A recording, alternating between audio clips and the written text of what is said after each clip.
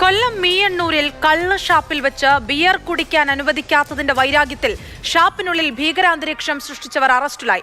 ഷാപ്പിനുള്ളിൽ beer കുപ്പി എറിഞ്ഞുടയ്ക്കുകയും ജീവനക്കാരെ മർദ്ദിക്കുകയും ചെയ്ത 4 പേരാണ് പോലീസിന്റെ പിടിയിലായത്.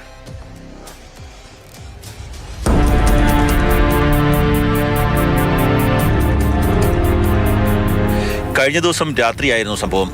4 യുവാക്കൾ മീയണ്ണൂരിലെ സർക്കാർ ബിയർ പാർലറിൽ നിന്ന് ബിയർ പാഴ്സൽ വാങ്ങി സമീപത്തെ കള്ള് ഷാപ്പിലെത്തി.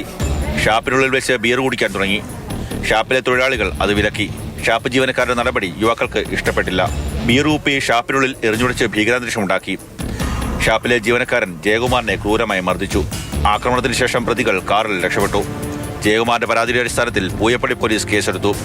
പൂയപ്പള്ളി ഇൻസ്പെക്ടർ ബിജു എസ്.ടിയുടെ നേതൃത്വത്തിലുള്ള സംഘമാണ് പ്രതികളെ പിടികൂടിയത്. ആദിച്ചനെല്ലൂർ സ്വദേശി നെബു, കൈതക്കുഴി സ്വദേശി പ്രദോഷ്, ചാത്തന്നൂർ സ്വദേശി പ്രശാന്ത്, കുമ്മല്ലൂർ സ്വദേശി ഷിബിൻ എന്നിവരാണ് പിടിയിലായത്. നെബുവും പ്രദോഷും നിരവധി ക്രിമിനൽ കേസുകളിൽ പ്രതികളാണ്. ഇവർ രക്ഷപ്പെടാൻ ഉപയോഗിച്ച കാറും കസ്റ്റഡിയിലെടുത്തു. കോടതിയിൽ ഹാജരാക്കിയ പ്രതികളെ റിമാൻഡ് ചെയ്തു.